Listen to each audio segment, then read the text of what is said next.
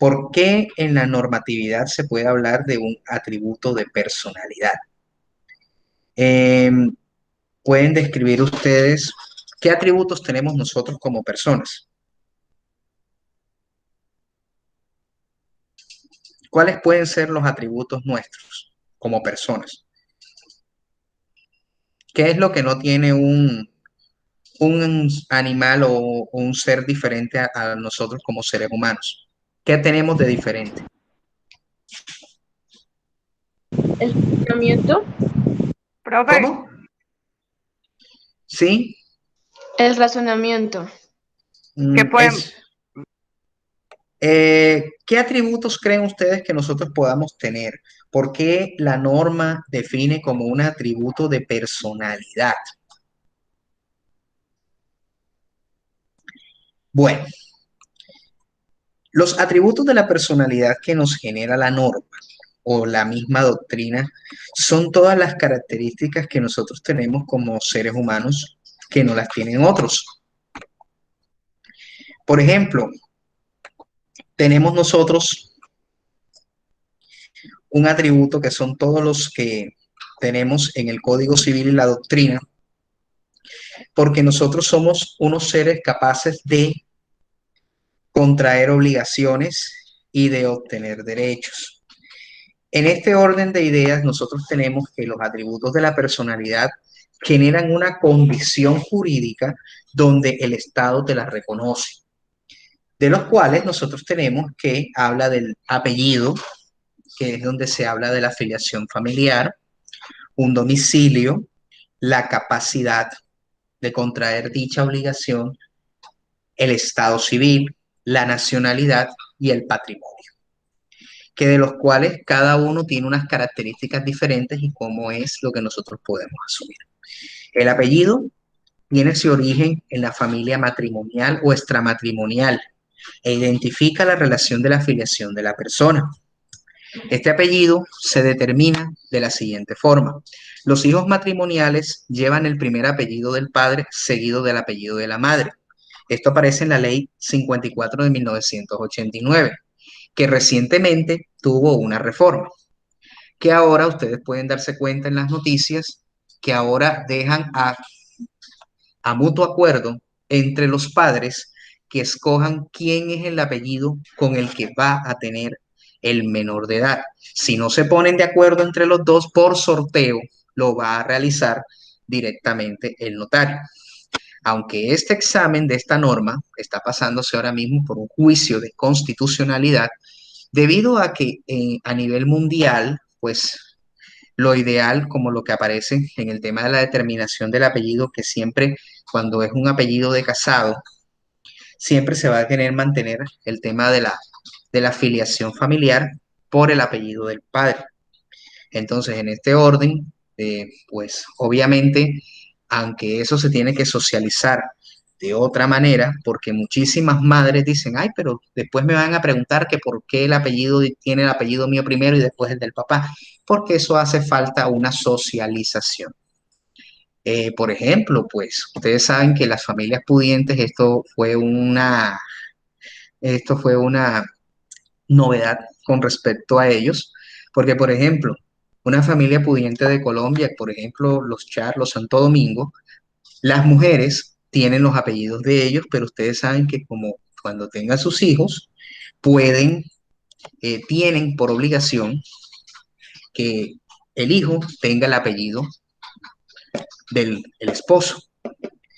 Entonces, como en este caso, la hija de Alejandro Char, si desea casarse, ya ella puede determinar bajo el mismo acuerdo con el papá del joven, puedan escoger quién de los dos va a tener el apellido. Y ustedes saben que, bueno, el apellido Char, que ustedes saben que es una influencia aquí en Colombia, pueden determinar por mutuo acuerdo que puedan llevar. Otra característica de determinación, los hijos extramatrimoniales llevan el apellido del papá si ha sido reconocido por este o por sentencia judicial, seguido del apellido de la madre. Si no, llevará los dos apellidos de la madre. Los hijos adoptivos llevan los apellidos de los padres adoptantes. Y a partir del decreto 1260 del 70 y el decreto 158 de 1994, ya la mujer no la obligan a tener el apellido de casada. Sucedía en Colombia que la mujer al tomar matrimonio tenía que tener el apellido del esposo, caso que pasó con mi abuela hace años. Ella, al casarse con mi abuelo, toma el apellido de Castro, que es el otro apellido de Castro, y la policía, al momento de otorgarle la pensión de sobreviviente, tuvo que solicitar mediante escritura pública a la registraduría para que les pidieran la cédula de ciudadanía diciendo que ya no es Acosta de Castro, sino Acosta Viuda de Castro, porque eso era un sistema formalista donde tenía que la mujer estaba, que era supuestamente como estamos en los romanos, era una propiedad de dicho hombre, pero ya con esta normatividad cambia que la mujer ya no está obligada a llevar el apellido de casada. En cambio, en Estados Unidos, la mujer que decide casarse en Estados Unidos ya pierde su apellido materno de su filiación familiar y coge el del esposo. Caso Michelle Obama, hasta los mismos de la familia de los Simpson, que también hay, ellos cambian y eso sí son muy, muy ortodoxos en ese tipo de situaciones. Hay una limitación. No se puede cambiar el apellido sin razón, pues determina la relación de la afiliación de la persona. Además, hay una excepción. Cuando el apellido causa incomodidad a la persona, es ridículo, o existen muchos homónimos, se permite el cambio con una modificación a través de una escritura pública.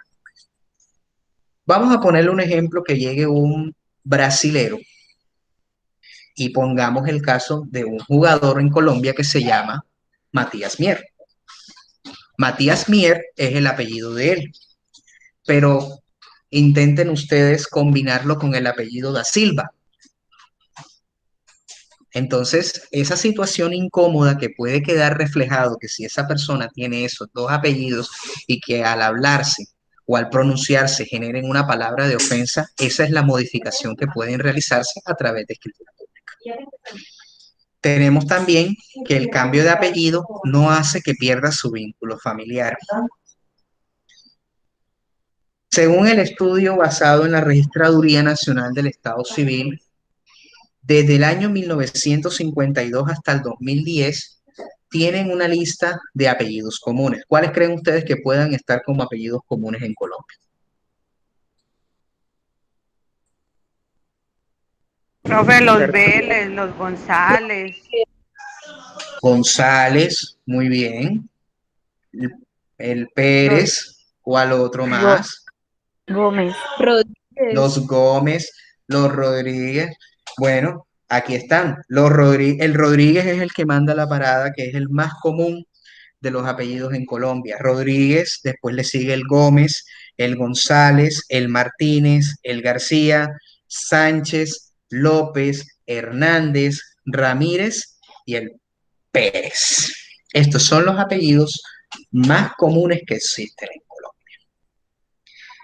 Ahora bien, ¿cómo nosotros, este es un atributo de esa personalidad de la identificación física de las personas en Colombia? Tenemos una entidad que se llama Registraduría Nacional del Estado Civil y ellos los que tienen que identificar físicamente a las personas.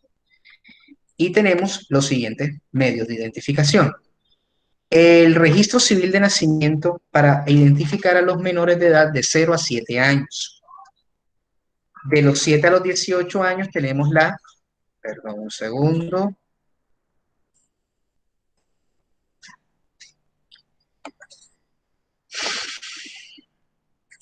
Tenemos que de los 7 a los 18 años se da por medio de tarjeta de identidad en formato precédula. Desde los 18 años hasta la muerte existen dos documentos de identidad válidos en Colombia, que se denomina la cédula de ciudadanía, pero lo existen en dos formatos. Una de color amarillo con hologramas que tiene la vigencia indefinida, y un nuevo modelo que salió a partir del 2020, que es la cédula digital. Y esa cédula digital tiene una vigencia de 10 años. Y luego de la muerte se expide un registro civil de defunción.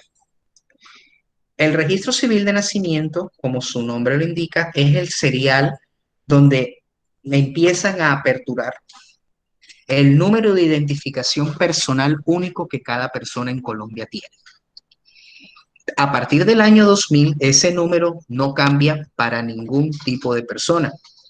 A partir del 2000, los números de cédula, los números de tarjeta de identidad conservan este número único de persona. Esto quiere decir que ese registro civil es totalmente válido para la identificación de los niños de 0 a 7 años y para usted también de por vida, en el sentido de que en esto se puede anotar y se puede solicitar, se debe solicitar para cuando usted vaya a ejercer el sacramento del matrimonio en iglesia y también para realizar matrimonio en el registro civil. ¿Por qué? Porque ahí van a realizar las anotaciones del caso para ordenar el registro. Entonces, también este mismo registro se lo solicitan para el registro civil de defunción y también se lo necesitan para los trámites de la pensión de sobreviviente que deben de realizar eh, las personas.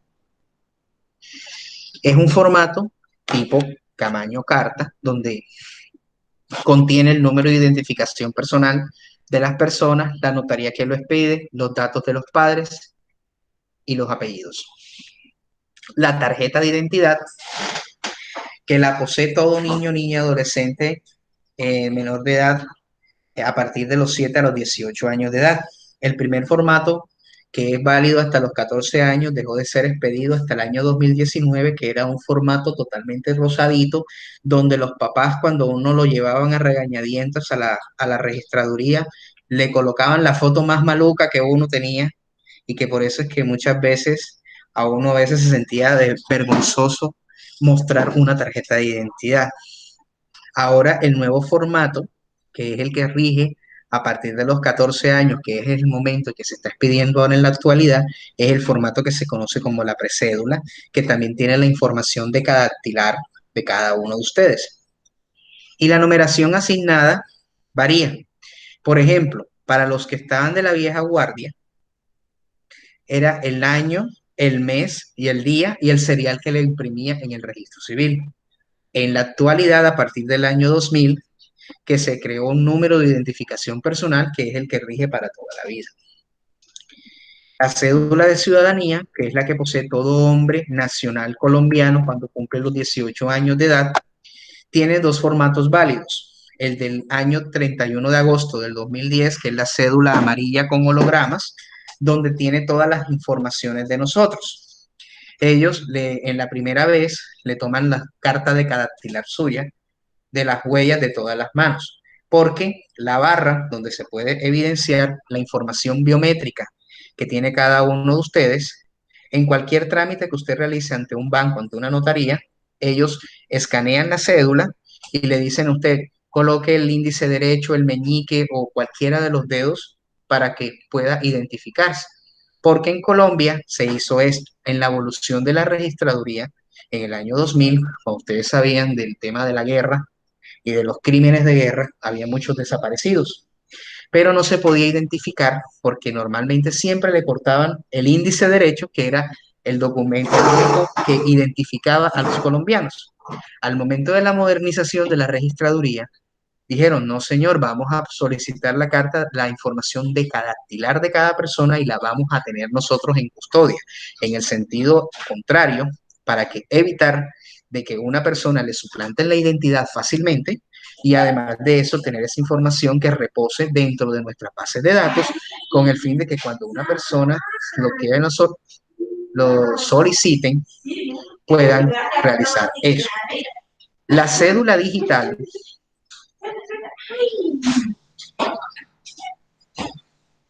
La cédula digital es un formato nuevo que la registraduría pidió con el fin de unificar los documentos de identificación para las salidas al exterior. Dichas salidas al exterior tienen que ver con lo referente.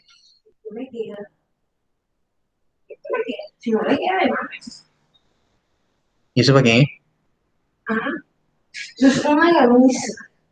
Bueno, entonces ese formato que ya está vigente, cada 10 años hay que renovarlo. Esta va a tener una información, además de la información de cada dactilar y la lectura mecánica que se emiten para los pasaportes a nivel latinoamericano, porque aquí en todos los países del Mercosur podemos ingresar solo con la cédula de ciudadanía.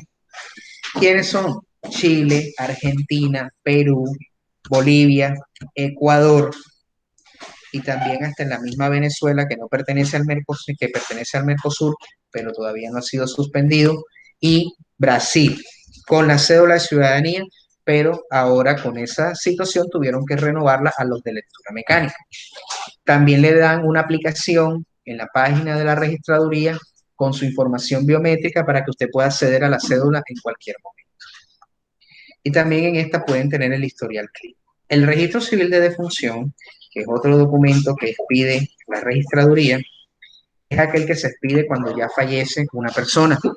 Contiene los mismos datos del registro civil del nacimiento y hace constancia la registraduría para la cancelación. Permítame un momento, por favor.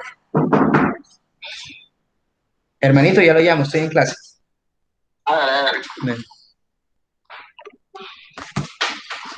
Entonces, llego yo, el certificado de defunción, ya ahí es donde nosotros estuvimos hablando la semana pasada de cómo se extingue la persona natural con la muerte. Este es el documento que lo certifica. Contiene el dato donde el lugar, la muerte, la hora, y el número de cédula y la notaría que pide el registro. Y también en Colombia se habla de los seudónimos. El seudónimo es un nombre falso que el individuo se pone a sí mismo a pesar de que ya está registrado con otro. La ley colombiana estipula que el uso de esto solamente tiene que registrarse en un libro de registros varios que debe llevarse en el registro civil para escribir el seudónimo. Entonces, les voy a mostrar ciertos artistas que usan el seudónimo para que puedan ustedes también conocer quiénes son en realidad. Por ejemplo, tenemos a este cantante que es conocido por las chicas del común, Maluma. Maluma se llama en realidad Juan Luis Londoño Arias y su seudónimo es Maluma.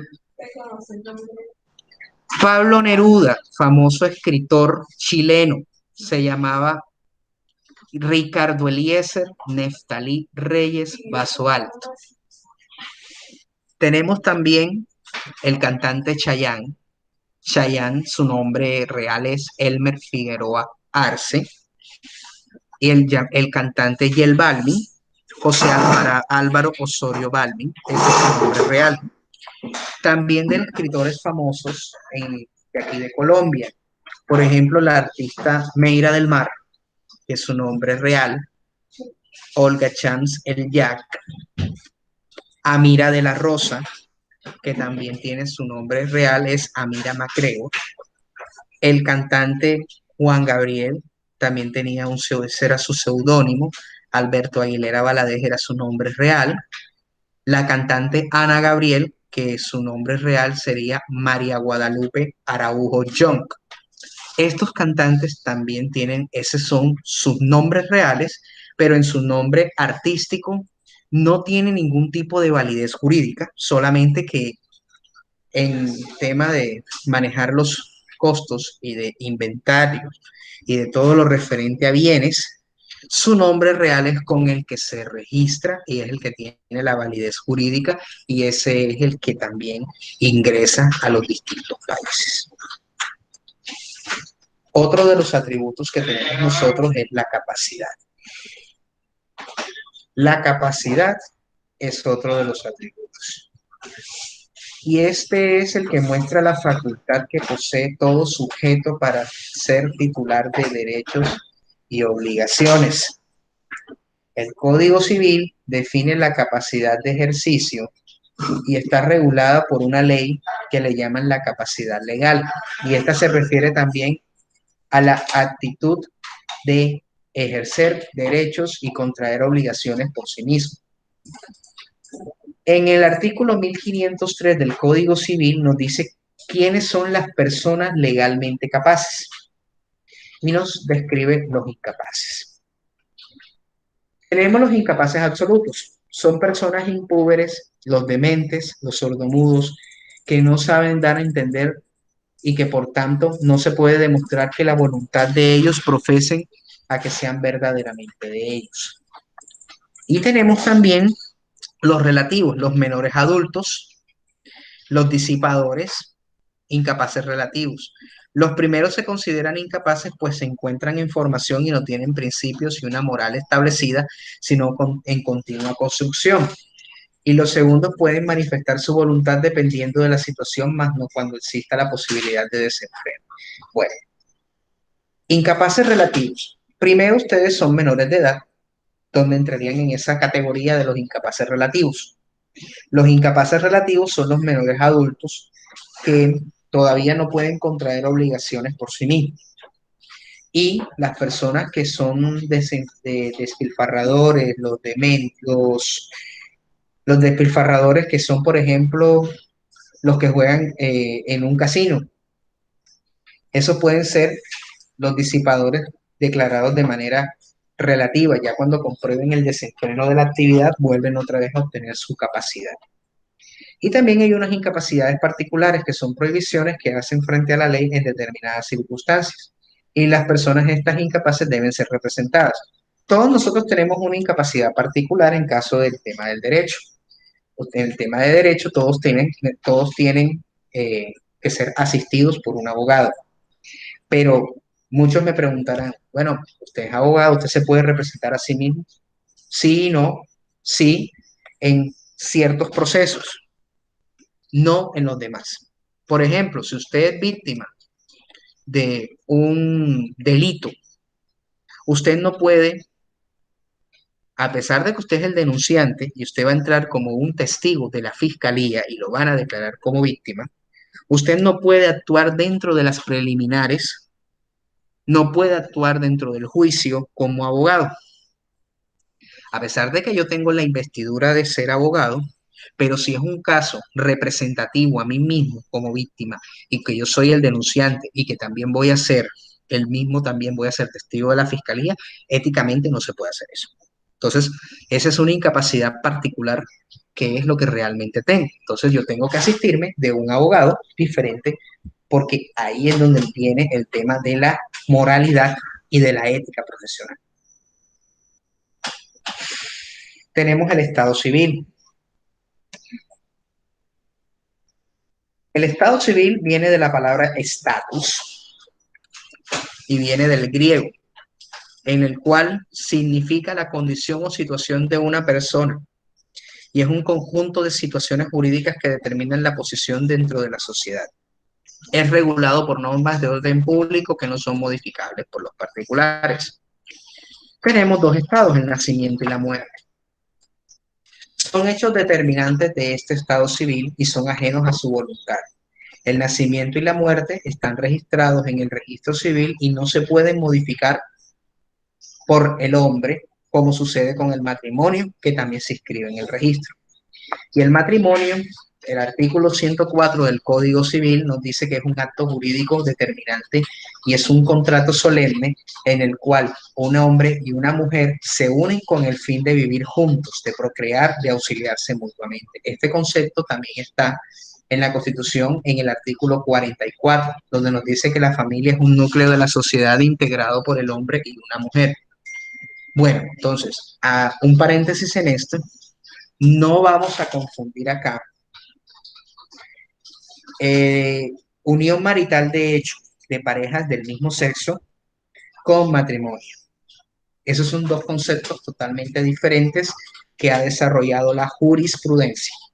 Pero si usted se va a analizar el artículo 44, que ha tenido control de constitucionalidad y el artículo 104 del Código Civil, donde nos establece que es un contrato solemne donde es un hombre y una mujer se unen para vivir juntos, de procrear y de auxiliarse mutuamente. Ese es el concepto ortodoxo universal que no se puede cambiar. Entonces, este matrimonio se realiza frente a un funcionario competente. Aquí en Colombia se hace a través de un notario. Se hace a través de un notario que se registra en el registro civil, o si fuera en el extranjero, se hace a través del cónsul.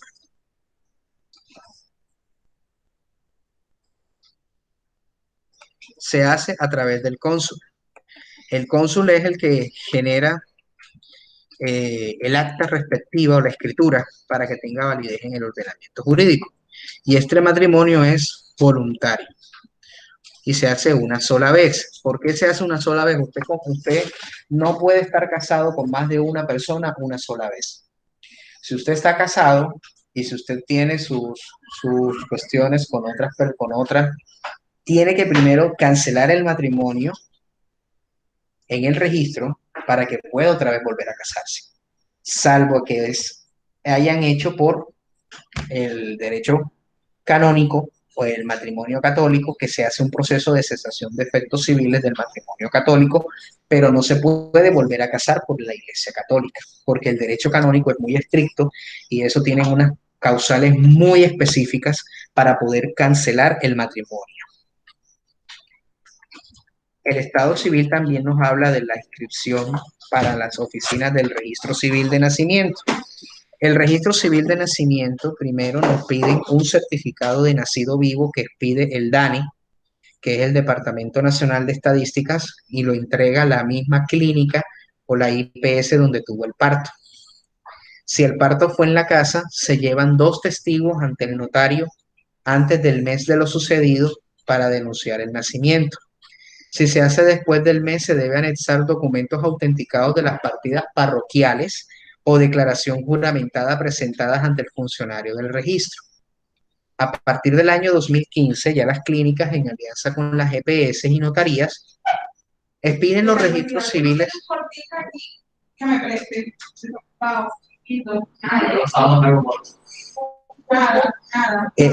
A partir del año 2015, ya las clínicas, en alianza con las EPS y notarías, expiden los registros civiles de nacimiento. Antes de dar de alta al pequeño, toman los datos, huellas digitales. También la opción de que el notario se acerque a la vivienda para registrar. Y el registro civil de defunción también exige un certificado expedido por el DANE. Si no hay un médico en el lugar, se hace mediante 2 testigos hábiles. Si no se encuentra el cadáver físico del difunto, se registra mediante autorización judicial. En cambio, en cuanto a la muerte por presunción, se lleva al registro civil la respectiva sentencia judicial. El matrimonio también tiene su registro. Se debe inscribir con la copia de la partida del matrimonio, que si fue contraído por la Iglesia Católica, y si fue por lo civil, la escritura de protocolización. Tenemos otra, la nacionalidad. La nacionalidad es como un atributo de la personalidad, que es la relación jurídica que tiene la persona con el Estado, en el cual se derivan derechos y deberes. Y es un atributo también relativo porque la persona puede tener, sí, puede estar con múltiples nacionalidades o puede tener que no tenga nacionalidad. El artículo 96 de la Constitución Política define quiénes son los ciudadanos colombianos. Lo divide en 2 partes. Primero, los colombianos por nacimiento. Los naturales de Colombia, que con una de estas 2 condiciones: que el padre o la madre hayan sido naturales nacionales colombianos, o que siendo hijos de extranjeros, algunos de sus padres estuviera domiciliado en la República de Colombia en el momento del nacimiento. Y los hijos de padre o madre colombianos que hubieran nacido en tierra extranjera, luego se domiciliaran en el territorio colombiano o se registraran en una oficina consular. Tenemos 2 ejemplos acá. La cantante Shakira es barranquillera, nació en Barranquilla y se puede considerar del primer caso que los padres son algunos de los padres que estuviera domiciliado en Colombia. Los padres de ellas tienen la nacionalidad libanesa y el padre o la madre hayan sido naturales o nacionales del territorio colombiano. Y también tenemos a Enrique Peñalosa, que a pesar de que él fue protagonista en una sentencia de constitucionalidad en el 2014, cuando la candidatura de él fue lanzada y los opositores estuvieron diciendo que él no podía lanzarse porque él nació en territorio extranjero. Pero a la luz de la interpretación del artículo 96, Enrique Peñalosa tiene, además de la nacionalidad colombiana, tiene nacionalidad estadounidense, pero él nació en Estados Unidos. Entonces, para ser colombiano por nacimiento, que se pueden cumplir de las dos condiciones, que haya nacido él en el extranjero y se domiciliaran en papá en Colombia. Él es hijo de padre y madre colombianos y él nació en tierra extranjera. Entonces, da la posibilidad de tener las dos nacionalidades. Y ahí también puede considerarse que él tiene que es colombiano de nacimiento.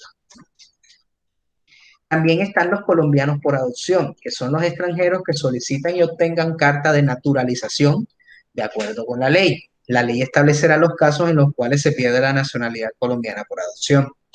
Los latinoamericanos y del Caribe por nacimiento domiciliados en Colombia, que por autorización del gobierno o de acuerdo a la ley y el principio de reciprocidad pidan ser inscritos como colombianos ante la municipalidad donde se establecieron. Y los miembros de pueblos indígenas que comparten territorios fronterizos con la aplicación del principio de reciprocidad según los tratados. Tenemos caso de Luis Miguel González Bosé, que es más conocido como Miguel Bosé. Él nació en Ciudad de Panamá y tiene nacionalidad colombiana por naturalización, que fue otorgada por el presidente Juan Manuel Santos en su época, y además de tener la nacionalidad colombiana, tiene la nacionalidad nacionalidad española y nacionalidad italiana. El cantante Diego Ignacio Mendoza, más conocido como Nacho, él nació en Caracas, en Venezuela. Es un latinoamericano de nacimiento, pero él está domiciliado en Colombia. Recientemente recibió la carta de naturalización por parte del presidente Iván Duque. Y también lo mismo el cantante Héctor Eduardo Reglero Montaner, más conocido como Ricardo Montaner en el mundo artístico. Él nació en Avellaneda, Argentina. También tiene nacionalidad argentina, nacionalidad venezolana y también tiene nacionalidad colombiana por naturalización.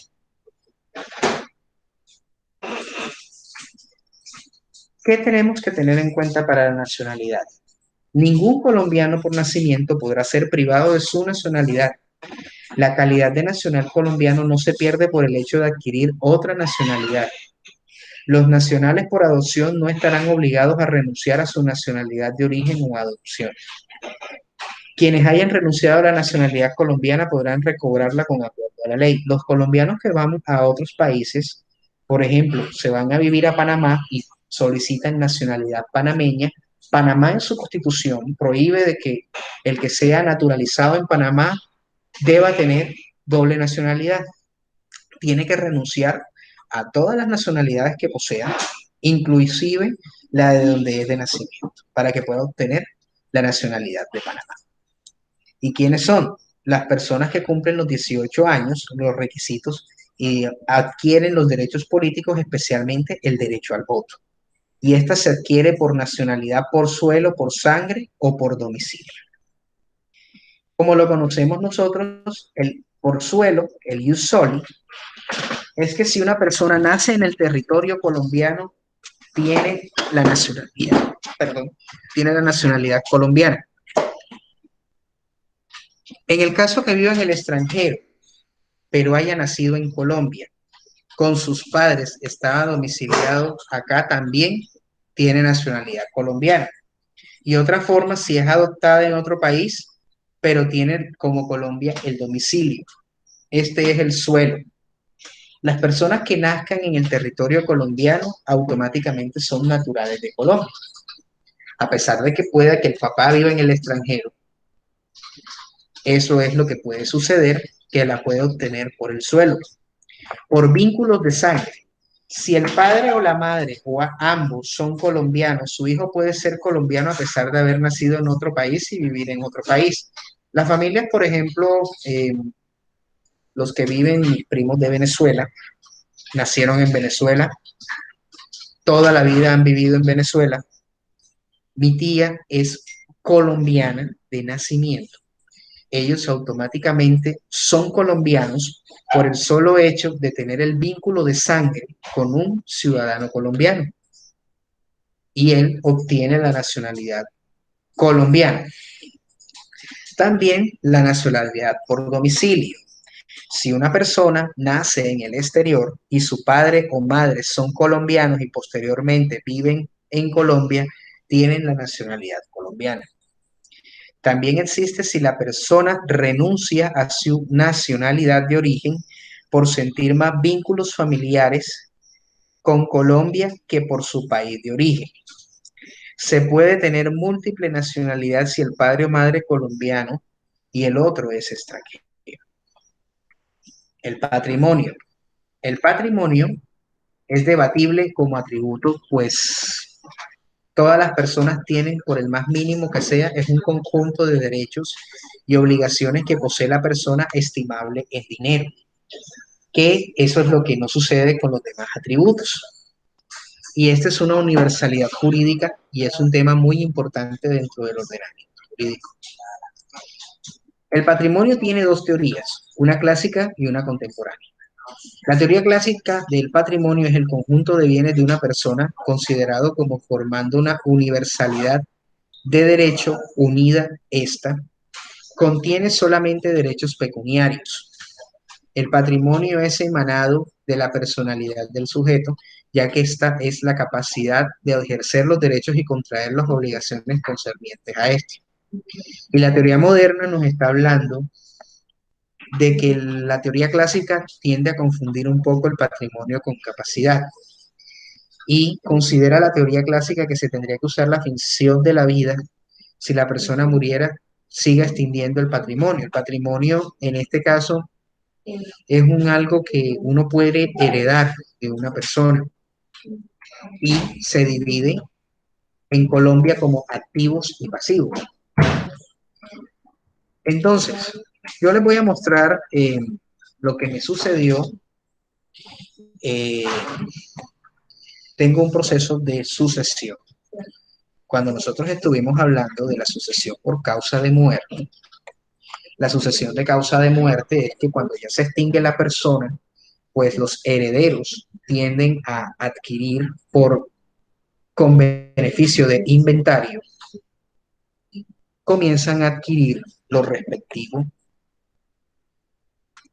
a todo lo que dejó el difunto. Y ese caso que tengo en el juzgado de familia de Bogotá, los otros hijos herederos abrieron el proceso de sucesión. En total son 5 hermanos, tienen que dividir entre los 5 hermanos y la liquidación de la sociedad conyugal. Pero resulta que a la hora de hacer el balance de activos y de pasivos, el activo es un bien. El pasivo son las deudas que deja el causante, que de los cuales esas deudas son heredables en caso de que existan títulos valores que así lo dicen. ¿Cuáles son los títulos valores que no admiten ningún tipo de reparo por el tiempo? Una hipoteca. Una hipoteca es un préstamo que le hace un banco y resulta que usted lo garantiza con el bien inmueble al cual el banco le está financiando. El banco le financió, el señor abandonó el hogar. Al abandonar el hogar, dejó de pagar una obligación, que es en este caso la hipoteca. La hipoteca en ese entonces fue en el año 1985, pero al momento de hacer la liquidación de esa hipoteca tenemos que traer lo que se denomina el valor presente. Ya esas fórmulas que hablan del valor presente y del valor a futuro, eso ya lo tiene el Excel. Por eso a veces uno no se va a complicar en esa manera para poder liquidar una sucesión. Inclusive usted entra a una página y encuentra directamente ya el archivo de la sucesión, porque eso se trata de una indexación, que es lo que nosotros debemos de traer a un valor actual. Porque entonces, ¿cómo tendría sentido de que si la casa costó 1.500.000 en la época de 1985 y que en la actualidad cuando se trae a un valor futuro esté costando la casa 283 millones de pesos? Y resulta que cuando usted trae eso a valor presente, pues obviamente la hipoteca y todas las deudas que tiene el bien tienen que traerse a valor presente. Aquí comenzamos. Por ejemplo, activo de la sociedad, una casa, valor del bien, 283 millones de pesos. Pero resulta que aquí empezamos a describir los pasivos. El pasivo que dejó el señor una hipoteca que en su momento, otorgada en la notaría sexta de Bogotá en 1985, por valor de 1.400.000 pesos de la época, a la indexación del año 2021, se encuentra valorada en 75.631.000 pesos. ¿Cómo se calcula? Acá el valor de lo que estaba en el valor presente para traerlo al valor futuro. De eso han pasado 36 años. Entonces, por cada año tiene un precio totalmente diferente el valor del dinero. Entonces, al traerse, se hizo la tabla de indexación a cuánto ascendía la deuda en ese entonces. Lo mismo por las mejoras que haya realizado la persona dentro del bien, que en este caso fueron préstamos de 16 millones de pesos desde el año 2003 hasta la fecha, un valor de 33.818.000 pesos. Los impuestos, que también son deudas, que son de los pasivos, un valor de 9.268.000 y una indemnización en referencia al abandono de hogar que hizo el señor causante contra la persona. Entonces, aquí se habla del pasivo del señor y cuánto le queda de patrimonio. Si en virtud de una sociedad conyugal, en la casa, un activo de 283.839.000, le corresponde el 50% al señor, que ese es su patrimonio, su activo, por ser una liquidación de sociedad conyugal. Y empezamos a describir el pasivo de su 50%.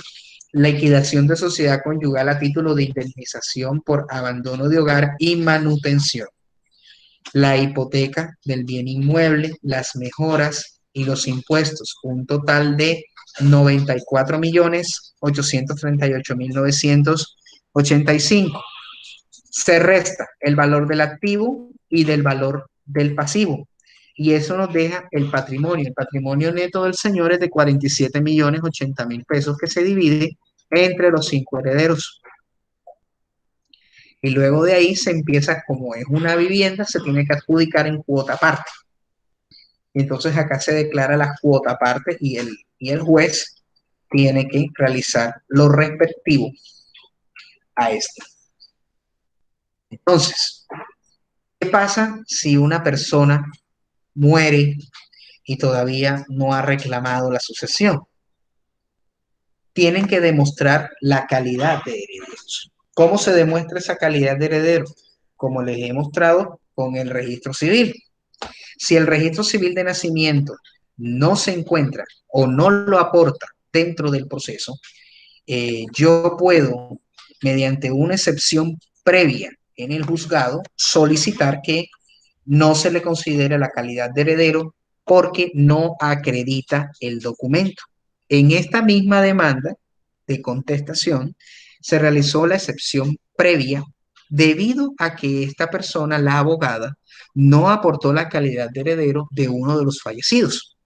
¿Y cómo se comprueba esa calidad de heredero? Con el certificado de nacimiento, con el registro civil y con el registro civil de defunción para adquirir y mostrar de que él ya murió y que su obligación ya pasaría, o su pasivo o sus derechos pasarían al heredero de él, que es un caso, una menor de edad, que también está representada por la madre. Si no se cumple ese requisito, ese atributo de la personalidad, no se podría dirimir la calidad de heredero si no se comprueba. Es muy importante que usted cuando tenga los atributos de la personalidad ya definidos, es que cuando ya usted aprenda de que cada uno de nosotros, por el ser el hecho de ser persona, nosotros tenemos esas cualidades que no tienen otros seres humanos. Entonces, si ahora mismo con su incapacidad relativa, sus padres son los representantes legales de ustedes. Pero cuando ustedes adquieran los 18 años de edad, ya ustedes ya empiezan a tener un atributo de la personalidad que es el de la nacionalidad colombiana para comenzar a ejercer los derechos y las obligaciones. Bueno, entonces hasta este momento terminamos el tema que tenemos agotado. Eh, por favor, antes de finalizar, no se me vayan porque voy otra vez a pasar el listado, porque creo que entraron dos personas más ahora después de que yo haya pasado la lista para poder nuevamente hacer esa actualización.